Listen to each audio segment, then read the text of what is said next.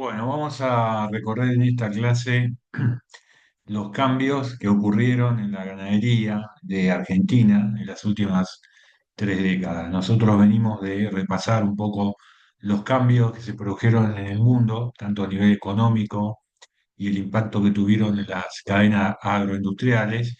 Vimos también los cambios en el sistema de producción de la agricultura de Argentina y ahora hacemos un repaso un poquito apretado de lo que pasó en la ganadería, puntualmente en la ganadería vacuna, en la producción de carne de vaca, de carne de res. No nos vamos a meter en detalle eh, porque sería muy extenso, no nos da el tiempo del curso. Y también tengamos presente que la ganadería en Argentina incluye otras especies animales muy importantes, ¿no? Como es eh, la producción de carne de cerdo, todo lo que es la avicultura, la producción de carne de pollo, la producción de huevos. También tiene mucho menor relevancia, pero en determinadas zonas es importante la producción ovina.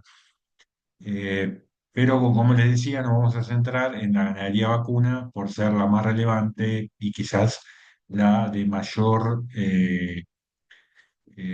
trayectoria cultural y económica de Argentina, sobre todo por la relevancia que tiene el producto, la carne vacuna, en la dieta de los hogares argentinos. Hay una enorme cultura de consumo de carne vacuna que está fuertemente arraigada y que la gastronomía de cada hogar de Argentina considera un factor absolutamente fundamental para estructurar la nutrición de una familia. Y eso no es un hecho menor. Impronta cultural que la carne vacuna tiene en Argentina realmente ha sido uno de los factores que más ha impactado en la manera en que se ha desarrollado esta cadena. Lo vamos a ir tratando de abordar en algunos ejemplos. ¿Qué es lo que cambió en la ganadería argentina de los últimos 30 años, 40 años? Bueno, primero sucedió un desplazamiento geográfico. Vamos a ver que las zonas de producción de carne, en cierto modo, se desplazaron geográficamente desde la zona central, desde la zona pampeana típica, hacia el oeste, hacia la zona semiárida, hacia el NEA, hacia el noreste argentino, la zona litoral, y hacia el NOA también, hacia el noroeste del país. Un poco por el crecimiento que tuvo la agricultura en la zona pampeana, por la posibilidad de realizar siembra directa, lo que tuvo como consecuencia que ya no fuera absolutamente necesario hacer rotaciones agrícolas con pasturas para el ganado, y una serie de tecnologías que fueron posibilitando la explotación de suelos por ahí más marginales, con mucha eficiencia para la producción ganadera. El segundo factor fue la aparición del confinamiento, la aparición de sistema de producción a corral, lo que se llaman feedlots. Vamos a ver también eso un poquito. Un sistema de producción que en Argentina era muy, muy esporádico, muy coyuntural, muy marginal, que ahora se volvió un sistema de producción masivo para el engorde de ganado, el engorde a corral, lo que se llama feedlot o el confinamiento. Eh, este modelo fue un modelo bastante distinto al modelo tradicional argentino, que es el modelo de producción de carne con el sistema pastoril, ¿no? Con los animales comiendo forraje, comiendo pasturas o verdeos en grandes extensiones y en una relativa libertad. Este sistema vino a traer el confinamiento del ganado en corrales y eh, el cambio en la dieta para poder producir más kilos en menos tiempo. Algunas partes del proceso de producción fue altamente impactado por este nuevo sistema de producción, como es el sistema de terminación o de borde eh, al final del ciclo, ¿no? Cuando el animal ya está en su última etapa de sumar kilos antes de ir a la faena, es muy típico que se use este sistema de confinamiento. El tercer punto de cambio lo hicimos nosotros, los consumidores, porque incorporamos otros tipos de carnes que comíamos en una cantidad muy minoritaria con respecto a la carne vacuna, como es la carne aviar, la carne de pollo y la carne de cerdo. Hubo muchos factores que tuvieron que ver con esto. Uno de ellos fue el precio, ¿no? El precio de la carne vacuna, que es más alto que la carne aviar y que la carne de pollo. Ya vimos un poco la explicación, ¿no? La conversión de alimento que se requiere para producir un kilo de carne, ya habíamos visto que era significativamente mayor en el ganado vacuno. Y los tiempos de producción también. Por lo tanto, es lógico, y en todo el mundo sucede así, que la carne vacuna es bastante más cara que las otras carnes. Todavía en Argentina eso, si bien lo vemos en el mostrador cuando vamos a comprar, aún no estamos en las diferencias de precio que suele haber en otros países del mundo, donde la carne vacuna prácticamente es un artículo de lujo. Pero lo cierto es que eso, la pérdida de poder adquisitivo de forma consistente ha hecho que las familias reemplacen carne vacuna por carne de cerdo, por carne de pollo. También los hábitos de alimentación más saludable, entre comillas, la prensa la mala prensa que en algún momento tuvo las carnes rojas, o sea, las carnes vacunas, con respecto a su impacto en la salud, también hizo que otras carnes más magras, con menos cantidad de grasa, hayan crecido. Y también, bueno, una industria muy eficiente como la industria avícola, que ha sabido crecer en medio de muchas políticas que la favorecieron, como política de subsidios a, a los granos, ¿no? Como es la política de las retenciones, que le baja el precio interno a los granos, esos granos que los agricultores cobran más barato que cualquier agricultor de la región o del mundo, es una ventaja para los engordadores de cerdos o para los engordadores de pollo, porque están comprando alimentos más baratos de lo que teóricamente deberían pagar. O sea, es una política de subsidio de alguna manera para esas industrias. Así que eso también favoreció el crecimiento de la producción y por lo tanto del consumo de carne aviar y carne de cerdo.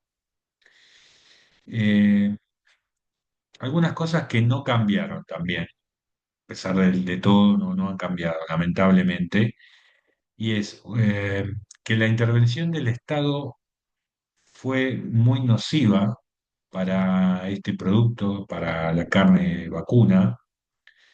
eh, por lo menos hasta ahora, 2025 o le diría 2024, le diría que este gobierno actual es por ahí el gobierno que más medidas ha tomado a favor de liberar el mercado de carne vacuna. Hasta ahora, históricamente, todo tipo de gobierno, de todos los signos políticos, han intervenido el mercado de carne vacuna por la razón que les comentaba hace un rato de la alta incidencia que tiene este producto en la gastronomía y en el consumo de la canasta básica de las familias argentinas.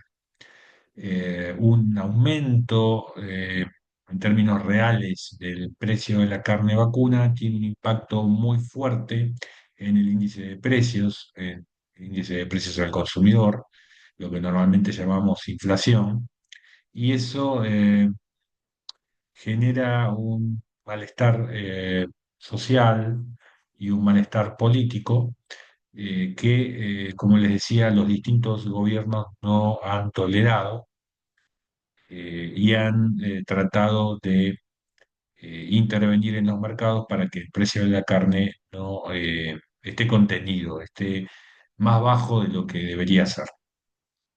Eso ha tenido una repercusión absolutamente nefasta en estas cadenas de producción de ganadería vacuna en Argentina, porque han sido un elemento de distorsión y de caída crónica, una caída sistémica de la rentabilidad del negocio ganadero y por lo tanto eso repercutió en una enorme caída de inversiones y pérdidas de competitividad en toda la cadena. Así que eso es uno de los principales problemas que estas cadenas han tenido, por lo menos hasta ahora. Veremos si estas políticas de liberación de este mercado se consolida en el tiempo y probablemente en función de eso veremos quizás algún avance en el nivel de inversiones y una mejora en la productividad y una mejora en la producción, en la cantidad de carne producida y un crecimiento general de esta cadena con todo lo que esto tiene como beneficio, ¿no? Mayor cantidad de industria, mayor cantidad de puestos de trabajo, mayor desarrollo, sobre todo en el interior del país.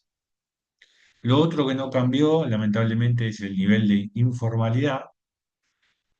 Aproximadamente un 40-50% del mercado de carne vacuna es en negro.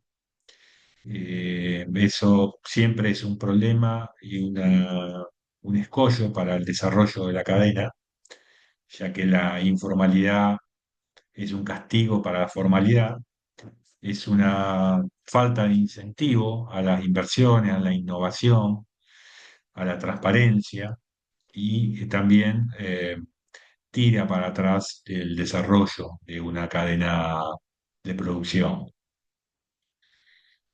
Y tampoco cambió la forma en que se comercializa este producto, la carne vacuna, que es la media res, ¿no?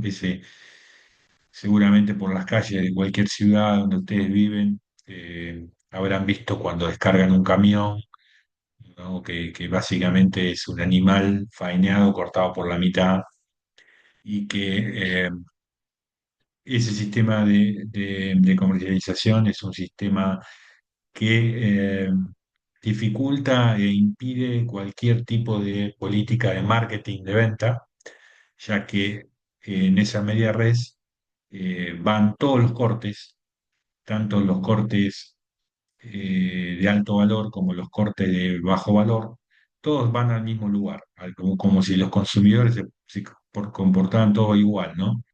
Y eso es una, una ineficiencia gigantesca. Además, un estándar sanitario y bastante eficiente. Lamentablemente eso no ha cambiado a pesar de varios intentos que se han hecho y está muy asociado con el punto 5, con la informalidad que tiene esta cadena, ya que la media res es un sistema físico de comercialización que facilita y es funcional a los sistemas de informalidad. Una comercialización basada en cortes en cortes, no en media red, sino en cortes, y envasados individualmente al vacío, permitiría un marketing mucho más inteligente, una condición sanitaria y de trazabilidad muchísimo más eficiente y una posibilidad de control de la informalidad muchísimo mejor. Por eso es que una cosa está relacionada con... Muy bien. Acá les muestro un mapa con la densidad, digamos, de la ganadería, eh, un poco explicada en cómo se fue expandiendo la soja, del año 88, 2002 y 2012. Esta es la superficie cultivada de soja, fíjense cómo se fue expandiendo. Y esa expansión de la agricultura fue empujando y corriendo a la superficie ocupada eh, con actividad ganadera un poco más hacia el oeste y hacia el norte, tanto al NOA como al NEA. Acá está eh, el stock bovino. El stock se llama la cantidad de cabezas, la cantidad de animales. Y fíjense que del año 2000 al año 2012, por ejemplo, en provincia de Buenos Aires, de 37 millones de cabezas pasaron a 33. Córdoba también perdió 2 millones de cabezas. La Pampa unas 300.000. Santa Fe y Entre Ríos también perdió. Santa Fe ganó un poquito, sobre todo en el norte. Y las diferencias a favor se ven sobre todo en las provincias del norte, ¿no? San Luis de 2,8 a 3, el oeste. Santiago del Estero, 1 millón de cabezas más. Chaco, 500.000 cabezas más. Corrientes, 800.000 cabezas más. 300.000 cabezas más en Misiones. 1.400.000 cabezas más en Formosa. 1.200.000 cabezas más en Salta. Fíjense todas estas provincias del norte como relocalizaron todo lo que de la pampa húmeda se fue desplazando por el tema de la agricultura. Los sistemas de producción, como les decía, Argentina típicamente tuvo el sistema extensivo, pastoril, animales que están en una pradera como esta, puede ser una pradera implantada, digamos, puesta ahí un cultivo, sembrado, o también puede ser un campo natural, que esporádica, que naturalmente nace en un determinado suelo y que tiene capacidad de ofrecer eh, valor forrajero, valor de alimentación para los animales, ¿no? Acá los animales están comiendo relativamente libres dentro de alguna parcela. Esas parcelas están delimitadas por alambres, por los alambres de cada uno de los lotes o por alambrado eléctrico. ¿m? Se van manejando, se van rotando para que el recurso del pasto no se agote. Este es el sistema pastoril. Es un sistema de bajo costo, de alta eficiencia y que produce carne de buena calidad, bastante requerida por los consumidores en todo el mundo, ¿no? En general se asocia este sistema de producción con un sistema de producción eh, amigable con el ambiente, un sistema de producción donde los animales están en libertad y con un recurso forrajero que genera carne de calidad. Eh, Esa es la percepción que tiene el consumidor de este sistema de producción. Y este es el sistema de confinamiento, como les decía, grandes corrales donde los animales están eh, confinados, no pueden moverse demasiado y lo que sí tienen es su alimentación en comederos, su alimentación y su agua tienen disponible y una dieta con una composición poco diferente de lo que era esta de acá, ¿no? En vez de estar comiendo pasto están comiendo acá, probablemente sí, pasto también, procesado, ¿eh? Y están comiendo fundamentalmente grano, ¿no? Están comiendo sobre todo maíz. Entonces, estos sistemas producen engordes mucho más rápidos y una calidad de carne muy buena también. Eh, Casi le diría que cuesta mucho identificar, salvo algún gourmet muy especializado en- en- y con mucho conocimiento va a poder entender si un pedazo de carne viene del feedlot o viene del sistema pastoril. ¿Mm? La calidad de la carne de los dos sistemas es muy buena, aunque tienen por ahí alguna característica un poco distintiva en cuanto al color de grasa y demás, pero muy sutil. Eh, la carne en Argentina, como les decía, tiene un consumo muy alto, ¿eh? Las carnes tienen un consumo muy alto, arriba de 100 kilos por habitante por año, son consumos que no todos los países tienen. Algunos pocos países tienen este nivel de consumo. Tradicionalmente ese consumo de 100 kilos para arriba en Argentina estaba basado en carne vacuna, casi exclusivamente. Desde hace algunos años, fíjense, del año 2000 para acá, por ejemplo, la tendencia del consumo de carne vacuna es cada vez más hacia la baja, es esta parte verde. El crecimiento enorme del consumo de carne de pollo, y también el crecimiento menor, pero de a poquito se va incrementando de la carne de cerdo, ¿eh? Si sumamos los tres, en el año 2023 fueron 115 kilos. Eh, este es uno de los cambios que viene sucediendo, ¿no? Esta composición en el consumo. Eh, una de las cosas que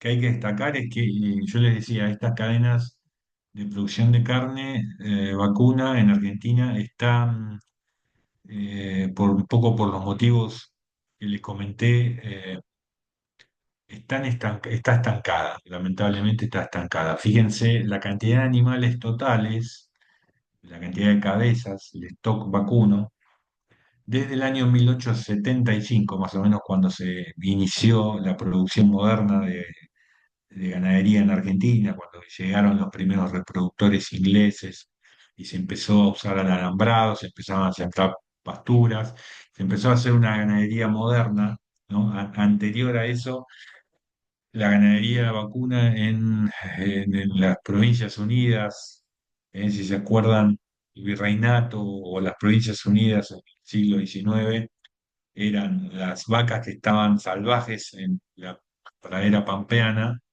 eran las vacas que habían provenido de la colonización, de vacas que habían venido, ganado que había venido de España y que se había hecho cimarrón, se había hecho salvaje, digamos, en la pradera pampeana, y que la ganadería consistía en salir al campo abierto a buscarlas, cazarlas, y prácticamente faenear y usar el cuero, básicamente el cuero y algún pedazo de carne que se conservaba mediante algún sistema de salación, de salazón, ya que todavía los sistemas de producción de frío no existían. Entonces, esa era la ganadería argentina. Recién la segunda mitad del siglo XIX, con la tecnología del, del enfriado, ¿no? Es posible conservar la carne, entonces ahí se desata la producción ya, profesional, digamos, ¿no?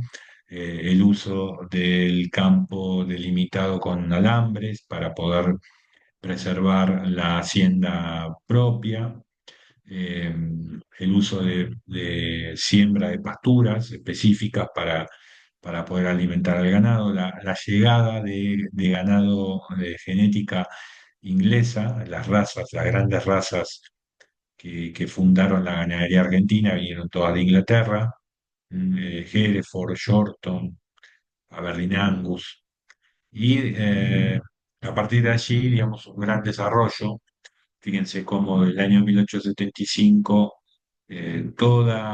Casi todo el siglo XX o gran parte del siglo XX no paró de crecer la cantidad del stock vacuno hasta mediados del año 76. A partir de allí se generó un estancamiento donde ya nunca más se incrementó el stock vacuno. ¿Mm? Piensen que mientras esto sucedió, al mismo tiempo la población de Argentina no paró de crecer. En el año 75, 76, 77, Argentina tenía 25 millones de habitantes, más o menos la mitad de lo que tiene ahora. Es decir, que había eh, dos vacas por habitante, ¿no? Para hablar así rápidamente. Y hoy tenemos la misma cantidad de vacas, pero somos el doble de habitantes. Por lo tanto, estamos con una relación de una cabeza o un poco menos por cada uno de los habitantes del país. Esto muestra el estancamiento que esta cadena ha tenido, producto un poco de todos los temas que yo les decía al inicio, ¿no? De la intervención sobre todo del Estado sobre los precios, el impacto que eso tuvo sobre el incentivo a la inversión, la mejora de la productividad, etcétera, etcétera. Si uno lo compara con Brasil, fíjense, por ejemplo, Brasil en 1974 eh, estos son el stock bovino de Brasil, las distintas regiones, digamos, los colores no importan, hay que mirar la barrita entera.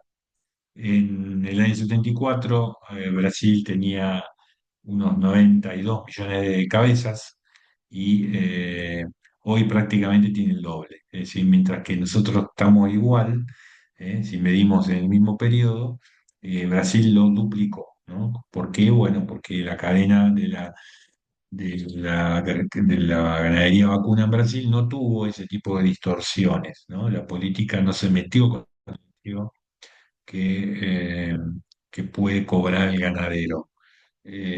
Por lo tanto, los incentivos a la producción, más todo el,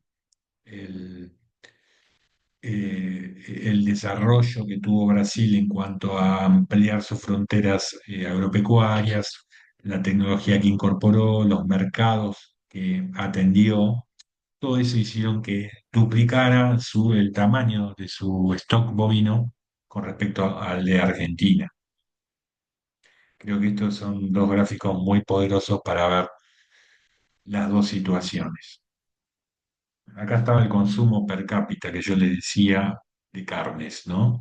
Fíjense, Estados Unidos, Argentina, Australia, Brasil, Uruguay, arriba de los 100 kilos sumados eh, los tres tipos de carne, ¿sí?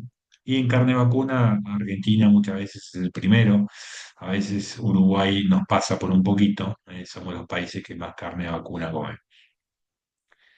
Eh, bueno, esta es la misma que les mostré anterior, ¿no? Cómo fue cayendo el consumo per cápita desde el año 90 hasta ahora. Cómo subió la carne porcina. ¿Mm? Y cómo subió la carne aviar en cuanto al consumo. Esto ya lo vimos en otro gráfico. Es un poquito más de detalle. Eh, bueno, un poco más de lo mismo, más o menos. ¿Y qué pasó acá en el barrio, ¿no? Argentina, Brasil, Uruguay, eh, con comportamientos eh, más o menos parecidos, más o menos parecidos. En Uruguay todavía la carne vacuna, casi diríamos que está más sólido el consumo de carne vacuna que con respecto a las otras carnes. Eh, el año pasado, 2024, el primer semestre, Argentina aportó 1.750 millones. Uno de los grandes problemas que Argentina tuvo en este periodo de estancamiento fue que los gobiernos han sido propensos a cerrar las exportaciones, a prohibirlas o a no incentivarlas, con el supuesto de que si Argentina exporta, no hay carne para el consumo interno o suben los precios del consumo interno. cosa que es una falacia, ya que en general los cortes que el mundo le quiere comprar a Argentina son cortes de alto valor que no son los preferidos de nuestro consumo cotidiano. Generalmente los cortes sin hueso, como el lomo y ese tipo de cortes, son los que nos pide el mundo, lo que los consumidores del mundo quieren y normalmente los cortes con hueso son los cortes que comemos acá internamente, como el asado, los bifes con hueso, ese tipo de cosas. Eh, Argentina en muchas décadas atrás fue un gran exportador, principios del siglo XX. Luego, por toda esa política, se fue quedando relegado y sobre todo por el crecimiento de otros países productores, como por ejemplo vimos Brasil, como vimos Uruguay, como puede ser Paraguay, como puede ser Australia, países que se pusieron a producir para exportar y tuvieron una política de exportación muy fuerte que fue desplazando a Argentina en términos relativos. De todas maneras, aún así, en 2024 fuimos sexto exportadores mundiales de carne. Eh, es la cuarta cadena que genera dólares en Argentina por esta exportación. Lo vamos a ver un poquito más adelante cuando veamos la relevancia que tienen las cadenas agroindustriales. Eh, Representa el 7% de las exportaciones totales agroindustriales de Argentina. Es realmente relevante, ¿no? Fíjense que las exportaciones de Argentina venían muy mal hasta el año 2016-2017, muy flojas, alrededor de las 200.000 toneladas por año, y que a partir del año 2018 hubo un cambio de política, se empezó a volver a exportar fuerte hacia los países que nos quieren comprar y rápidamente el mercado comenzó a exportar hasta llegar un poco menos de 1 millón de toneladas, ¿sí? Hay una buena parte de estas exportaciones que están explicadas eh, por carne que nos compra China, que en realidad nos compra una carne de bajo valor, pero que es muy importante, y el resto a otros mercados. Esperemos que Argentina tiene que consolidar este nivel de exportaciones y si es posible incrementarlo, ¿no? No es muy fácil, pero eh, la capacidad está. Falta realmente adecuar costos y mantener una política de no intervención que seguramente va a permitir hacer crecer el stock, hacer crecer la producción, la faena. Y cuanto más carne Argentina produzca, eh, ayudada por las exportaciones, va a haber mucho más carne para el mercado interno, contrariamente a lo que a veces se piensa desde las políticas oficiales. Y esa mayor carne en el mercado interno va a posibilitar seguramente mejores precios para el consumidor. Eh, bueno, los exportadores mundiales, como les decía, Brasil, Estados Unidos, Australia, la India, que es un país que no, por una cuestión de fundamento religioso, no comen carne vacuna, pero que son grandes productores y exportadores. Argentina, ahí está, y Nueva Zelanda, Canadá, Uruguay, México, Paraguay, la Unión Europea. ¿M? Pero bueno, acá hay algunos países que se volvieron en unas potencias exportadoras, ¿no? Fundamentalmente Brasil, como un jugador relativamente nuevo en los últimos años, que no ha parado de incrementar su producción y su exportación, como casi todo lo que uno mira de agro de Brasil, ¿no? Los últimos 30 o 40 años de Brasil es un excelente ejemplo de cómo aprovechar las oportunidades que vimos que hay en el mundo y que Argentina las fue dejando pasar. Brasil las aprovechó casi todas y eso se ha visto y se ha expresado en el nivel de desarrollo que estas cadenas han tenido. Eh, Acá están las exportaciones a China, que yo les decía, muy significativamente han crecido en los últimos años, sobre todo de una categoría de animal que son las vacas viejas, las vacas que salen del proceso de producción, porque ya cumplieron su vida útil, eh, es una categoría de Hacienda que China nos compra mucho.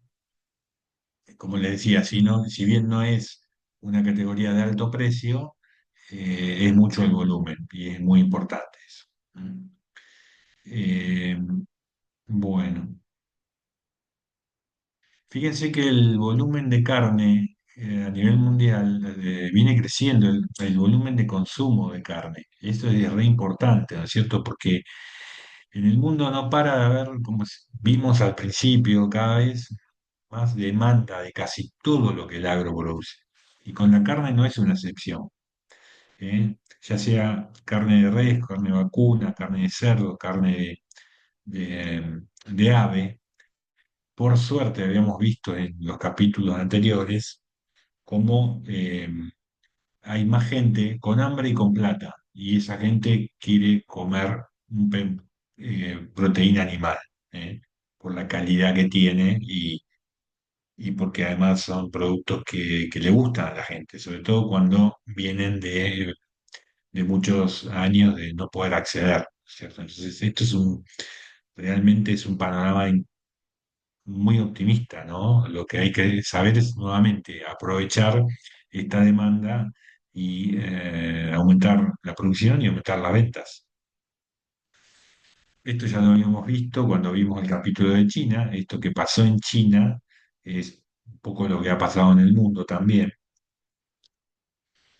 Y un par de cositas de cómo se comporta el ciclo ganadero, lo que se llama el ciclo ganadero, ¿no?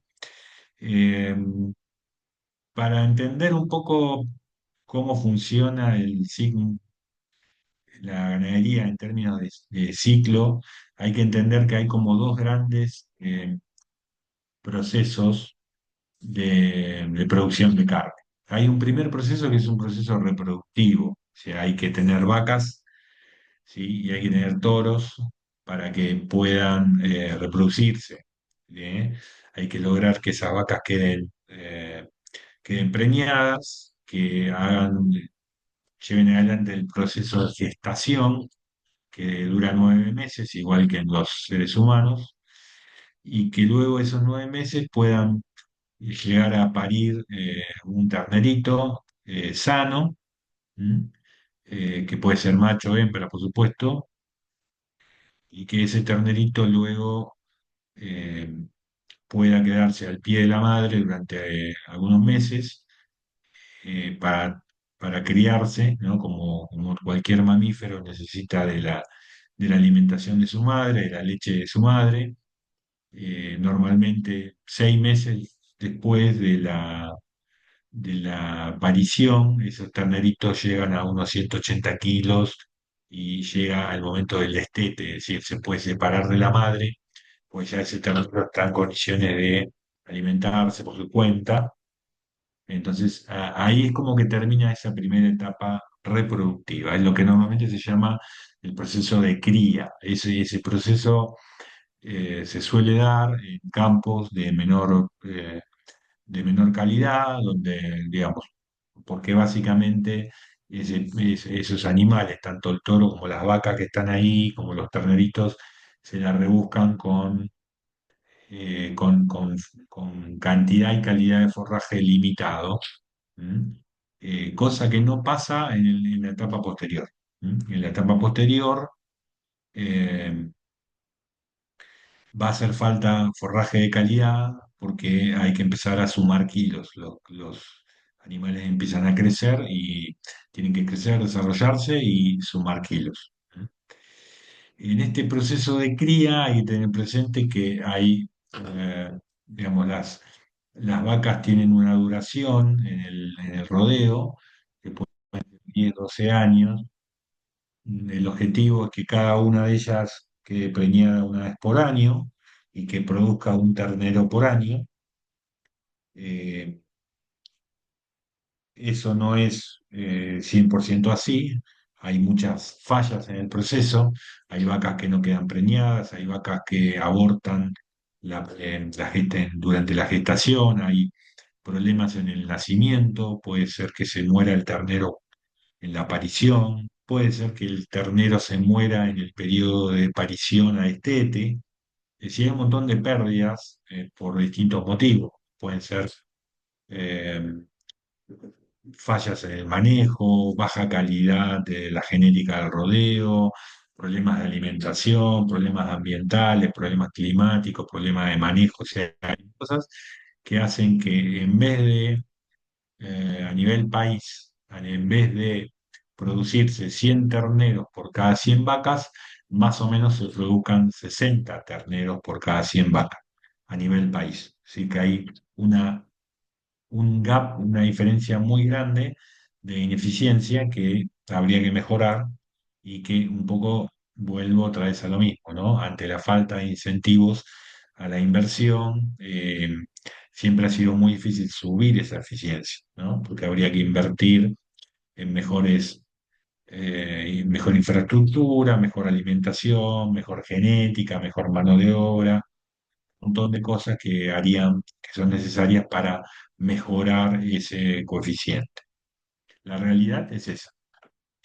En las zonas más, por ahí más centrales, más de la pampa húmeda, esos indicadores están más cerca del 80-90%. En las zonas marginales, esos indicadores caen fuertemente. ¿Mm? Y el promedio país, como les decía, da creo que 60 y pico por ciento. Los terneros que salen de este proceso, terneros y terneras, dos destinos. Los terneros generalmente van al proceso de engorde y las terneras hay una parte que va a reponer, se van a criar para reponer a las vacas, a los vientres que se van dando de baja porque cumplieron su vida útil, porque por algún problema sanitario ya no se preñan más o porque ya están en una etapa de su vida avanzada que tienen baja tasa de preñez, entonces esas vacas salen del sistema, van a la faena, salen del sistema de producción y tienen que ser repuestas, tienen que ser, digamos, por cada vaca que saco del rodeo tendría que venir una a reemplazar. Y esas vacas son producto de la recría de las hembras, de las terneras que van naciendo, por lo menos de una parte. La otra parte que no usa para reposición también sigue en el camino del engorde, que es la etapa que sigue. Ese proceso posterior se llama recría en una primera parte y luego se llama engorde, y eso es donde, como les decía, se puede hacer en el sistema pastoril o en el sistema de engorde a corral. ¿Mm?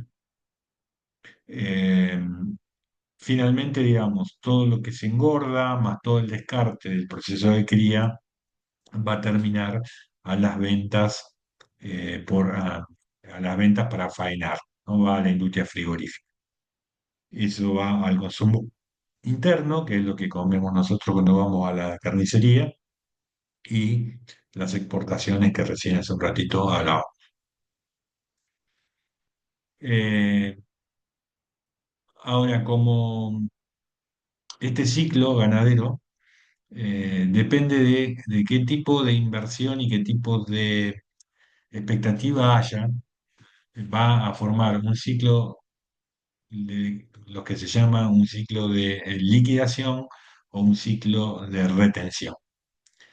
Eh, la expectativa de precios que hay para el futuro es uno de los factores que va a determinar si el negocio crece o se achica.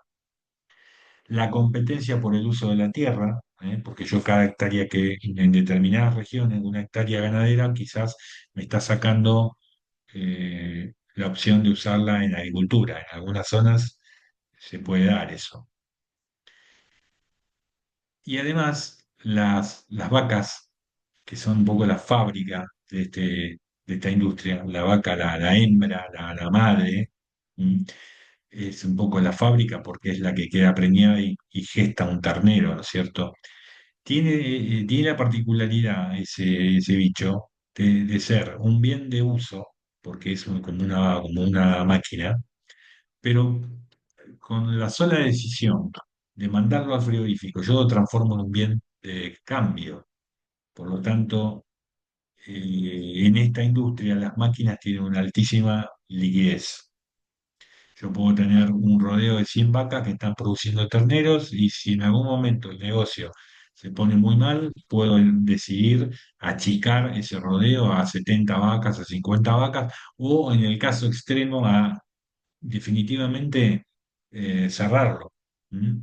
Y mandar a las 100 vacas al frigorífico. Como que me deshago de las 100 máquinas que tengo, ¿no? Entonces, esa particularidad que tiene ese bien de uso, que es la vaca, en transformarse en bien de cambio de un momento a otro, es una de las cosas que hace que impacte muy fuerte la decisión en cómo el negocio puede crecer o puede achicarse. ¿M? Y además los tiempos de estos ciclos, estos son tiempos de muchos meses. ¿Eh? Hablamos de que una gestación son 9 meses.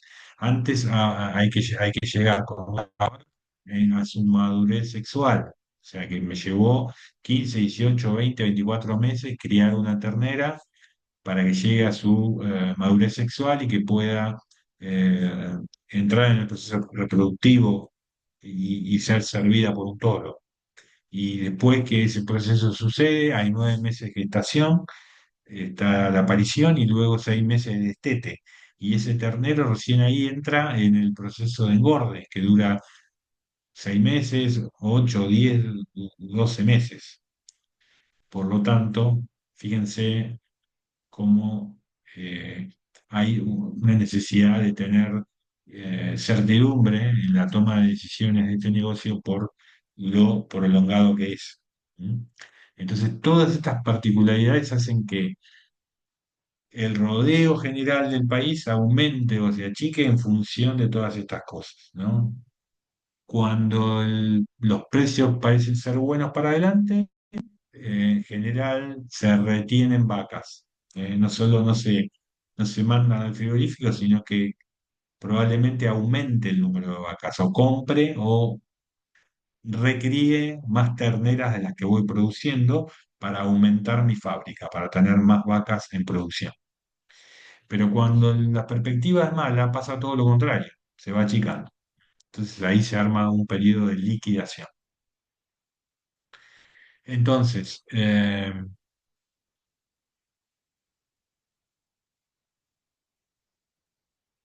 hay determinados parámetros de mercado que nos dan un indicio de si estamos a nivel del país en un periodo de liquidación, que es un periodo, digamos, pesimista, o un periodo de retención, que sería un periodo de optimismo. Estos factores que están acá, ¿no? ¿Cuántas cabezas totales hay en el rodeo? Esos 50 millones que vimos ahí, si está creciendo o si se está achicando. ¿Cuánta carne entra a faena o cuántos kilos de animal en pie llega al frigorífico para faenarse? En general, cuanto más llega es porque hay un periodo de liquidación. ¿Cómo son los precios del mercado actual y sobre todo el precio futuro? ¿Cómo es la relación entre la cantidad que se faena en frigoríficos con la existencia total? ¿Cuánta, cuál es el porcentaje de hembras que llega a la faena, que llega al frigorífico? Esta quizás es una de las variables más importantes de mirar. Cuando más vacas llegan al frigorífico es porque vacas hembras hablo, ¿no? Es porque están llegando más máquinas que los ganaderos se la están sacando encima. Es un claro síntoma de liquidación, de que el negocio no está optimista, todo lo contrario. Y el peso promedio de la faena. Con cuántos kilos se faena? Cuanto más bajo es el peso de los animales que llegan a la faena, es un indicador de que los ganaderos están sacando de encima a los animales lo antes posible porque cuanto más tiempo lo tienen, más plata pierden. ¿Eh? Por el contrario, cuando el negocio es bueno, sumar kilos es sumar eficiencia, sumar ganancia y entonces los animales llegan más pesados. Entonces, en el periodo de liquidación disminuye el stock total, aumenta el volumen de faena, el precio actual puede ser bajo y quizás la expectativa todavía es peor, de que sea peor. La relación entre lo que se faena y las existencias supera el 25%. Aumenta la proporción de hembras en la faena arriba del 38%, o sea, de cada 100 animales que llegan al frigorífico, más de 38 son vacas. Disminuye el peso promedio de la faena, están llegando animales cada vez más chicos. En los periodos de retención, el stock total va creciendo, el volumen de la faena se va achicando. En general, los productores quieren tener más tiempo la hacienda en el campo sumando kilos. El precio puede ser bueno ahora, pero sobre todo es bueno la expectativa. La relación de la faena con la existencia está por abajo del 20%. De cada 100 vacas que llegan, perdón, de cada 100 animales que llegan a la faena, menos del 33 son hembras, son vacas, vientres, y aumenta el peso promedio de la faena. Como les decía, no cambió la intervención del Estado en los últimos años. Este es un ejemplo interesante de un restaurante que se abrió en Barcelona en los primeros años de este siglo, con un crédito tomado en la Cancillería Argentina, que impulsaba la apertura de restaurantes con gastronomía argentina en el exterior, y que hizo toda una inversión para poner un restaurante a todo trapo en Barcelona, con todos productos argentinos, con cultura argentina, pero que tuvo que abrir con carne de Uruguay, porque cuando inauguró estaban cerradas las exportaciones de Argentina. Y entonces no quedó otra que comprar una carne parecida a la nuestra para darle a los comensales, ¿no? Sin decirles que era uruguaya, porque la idea era que era un lugar de comida argentina, ¿no? Eso es una típica cosa que han pasado por el cierre de las exportaciones. ¿Por qué? Porque el Estado en aquel momento, el gobierno en aquel momento consideró que cerrar las exportaciones iba a favorecer la caída del precio interno de la carne, para que la mesa argentina tuviera carne más barata. Este es el tipo de intervenciones y distorsión que hemos tenido a lo largo de casi toda la historia. Acá está la resolución, después leanla tranquilos. Ustedes tienen esta presentación en EVA y van a ver la explicación que hay acá en este cierre violento de un día para el otro de las exportaciones totales de carne de marzo del 2006. Quedó como un hecho tristemente célebre. Eh, la cultura nuestra, como le decía, tiene muy incorporado el consumo de carne a nivel popular, en la mesa de cada una de las familias, en el asado de los domingos, en el asadito de la obra, el asadito en el campo, con amigos. Está todo eso muy, muy incorporado, y cualquier dificultad para adquirir este producto, los gobiernos se ponen nerviosos y toman medidas de intervención. Y esas medidas han castigado el precio, los canales de venta, y de ese modo han castigado la rentabilidad, y entonces eso ha desincentivado la inversión, con todas las ineficiencias que ya fuimos viendo. ¿eh? Acá hay más ejemplos de cierres de, de exportación, esto es de 2021. eh, y lo que además le decía es que no cambió la informalidad, ¿no? Que más o menos un 50% de la carne va por canales informales, y eso es una pésima señal, sobre todo para los que están en la formalidad. Y el sistema de media res, que tiene problemas de comercialización, limitaciones de sanidad, transparencia impositiva y estrategias de marketing. ¿no? Varios intentos de las políticas, la última es del año 2023, donde se intentó forzar obligatoriamente la salida del sistema de media red, pero fue resistido por la industria de una u otra manera. Siempre se las rebuscan para posponer, dilatar o definitivamente dejar de lado el cambio en el sistema de comercialización, ¿no? ¿Por qué? Bueno, porque sería un golpe muy duro a la informalidad. Estos sistemas, como les decía, que ustedes pueden ver en las calles, por ejemplo, de Buenos Aires, son sistemas realmente totalmente fuera de este siglo, ¿no? Imagínense la exposición a problemas sanitarios, la, la falta de salubridad e higiene en este tipo de acarreo por parte de la gente, y además que en este corte, que en esta media red vienen todos los cortes, como les decía, al mismo lugar, al mismo destino, a la misma carnicería de una zona de bajo poder adquisitivo o a una de alta poder adquisitivo, va al mismo pack de cortes, ¿no? Y entonces eso genera mucha ineficiencia porque hay cortes que no se van a vender en ese lugar porque son muy caros y otros que en otras zonas no se van a vender porque la gente no los consume porque tiene otro gusto. Entonces, eso genera una alta ineficiencia en el marketing del producto. Los sistemas de comercialización de ganado en pie, como ven acá, tuvieron un cambio importante, eso sí que fue una buena. Estos son Hacienda que está encerrada bajo una modalidad de venta en remate.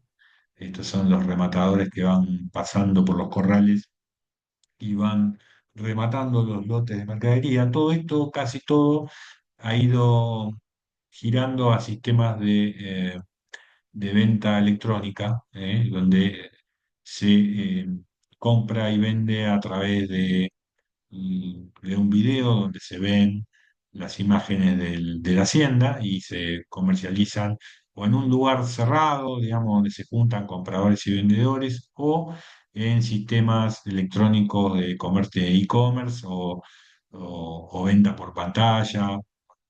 Esto ha sido una de las cosas que sí ha sido un cambio positivo.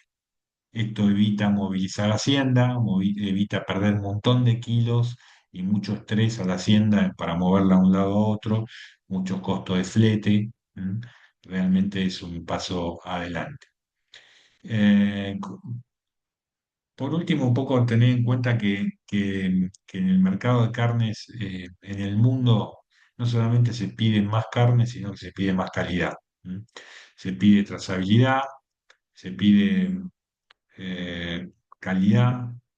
Este es un típico caso de una carne argentina exportada a, a Arabia Saudita, donde todo el proceso de producción está certificado con un sello que se llama carnes validadas, donde el, el producto llega a la góndola con un QR y donde el consumidor puede leer el QR y en el teléfono le aparece toda la historia de ese pedazo de carne, desde la vaca que parió el ternero en un campo de Corrientes, hasta que después ese ternero se fue a Santiago del Estero a engordar, hasta el frigorífico de Rosario que lo recibió y lo faenó, hasta el barco que llegó hasta el país de destino y cómo llegó a la góndola, ¿no? Todo eso está eh,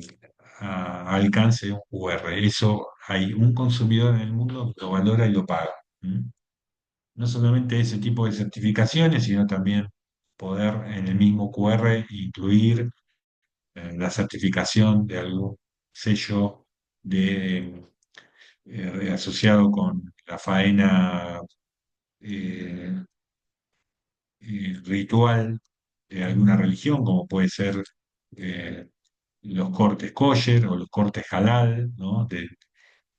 Para consumo en Israel y para consumo en los países musulmanes, por ejemplo, que están incluidas incluso en estos mismos QRs y en estos sellos de calidad, ¿no? Y de trazabilidad. Todo lo que sea marketing de carnes, hay un gran nicho, digamos, más allá de la carnicería que hagamos nosotros, compramos un corte que nos corta ahí el carnicero, hay un nicho de carne de alto valor, donde no solamente el producto es de alta calidad, sino el packaging, la información, la presentación. Acá traje algunas fotos para que vean no solo la calidad de la carne, sino cómo está embalada, cómo está presentada, cómo está mostrada en la góndola, con mucha información, como yo les decía, información del producto, del origen, de cómo se produjo. ¿Mm? Eh, bueno, muchos ejemplos de ese tipo. Sellos de certificación que dan calidad y dan una marca de garantía. ¿Mm? Y después todo lo que la carne se asoció a la gastronomía, ¿no? A la gastronomía eh, en asociación con figuras, con influencers, con chefs, ¿no? Todo lo que el producto carne tiene de oportunidad y que realmente lo aprovecha mucho cuando lo transformamos en un plato de calidad servido en un buen lugar con un buen clima, o sea, todo eso, toda esa historia y todo ese momento y toda esa experiencia que la carne ha sabido, carne vacuna ha sabido encontrar en determinados nichos. ¿Mm? Eh, Acá hay ejemplos de, como les decía, con toda la información que el etiquetado le da a la carne envasada, o productos que se venden eh, con alguna particularidad de producción, como son estos hamburguesas producidas con carne producida a pasto. ¿Eh? Estas son chorizos, hamburguesas y albóndigas eh, para el mercado de Israel, exportadas de Argentina. La venta de carne con otros productos, eso también es un valor agregado. Fíjense la calidad del packaging acá en una. Esto es carne de cerdo, pero bueno, más o menos en los dos nichos de carne funciona igual. ¿Mm? Este es un mercado, un e-commerce de carne inglés. Está bueno para que entren y miren los precios, que realmente los precios acá son fabulosos. Hay acá para elegir de menos de 10 libras hasta más de 75 libras. Es un mercado muy de ABC1 esto de Inglaterra. ¿Mm? Acá había una oferta de 89 libras este corte. 89 libras, deben ser como 100.000 pesos. Bueno, más ejemplos de carne vendida con valor agregado, ¿no? Esto es carne justa, mercado justo, toda esa onda de retribuir a los productores, mercados justos, etcétera, también tienen un lugar de nicho, o la carne producida a nivel local, digamos, de kilómetro cero, con pasturas del lugar, ¿no? Todos valores agregados. Fíjense esta propaganda de esta marca, de Grassland, que es una marca australiana, donde muestra los animales metidos en un pastizal, ¿no? Para mostrar que es carne producida con pasto, que no es carne corral. Las acciones de marketing en los supers, asociando chefs, asociando influencers, cada vez más visto, ¿no? Inclusive hasta el 14 de febrero vendiendo este packaging en forma de corazón para aprovechar las ventas de ese día, también es un ejemplo de cómo hacer marketing sofisticado con este producto, ¿no? Bueno, en Argentina tenemos, por supuesto, lugares emblemáticos de consumo de gastronomía. Acá hay un capítulo que les invito a ver, está en YouTube, de la parrilla Don Julio, porque ellos producen carne también. Y este es el QR que yo les invito también a que lo puedan escanear y que puedan ver. Si no lo pueden escanear acá, entren al link este que está acá abajo y que miren toda la información que el consumidor tiene en Arabia, en, en la ciudad de Doha, creo que es. Eh, ¿Cómo pueden acceder ellos en el supermercado a un pedazo de carne argentina envasada y pueden con este QR entrar y ver toda la información que está ahí? Después, en todo caso, en clase la miramos y la discutimos un poco. Y bueno, este fue un poco el- lo que tenía para mostrarles del tema de la ganadería argentina y seguramente quedarán dudas, consultas, comentarios que podamos ampliar en la clase presencial. Así que espero que no les haya dado mucho hambre, depende del momento en que lo vieron. Yo cada vez que doy esta clase me dan ganas de irme automáticamente a una parrilla, pero a veces se puede y a veces no. Bueno, aquí entonces cerramos esta clase donde pudimos ver los cambios que la ganadería argentina tuvo en los 20 o 30 años y que nos sirve para complementar lo que vimos de cambios. Nos estamos viendo.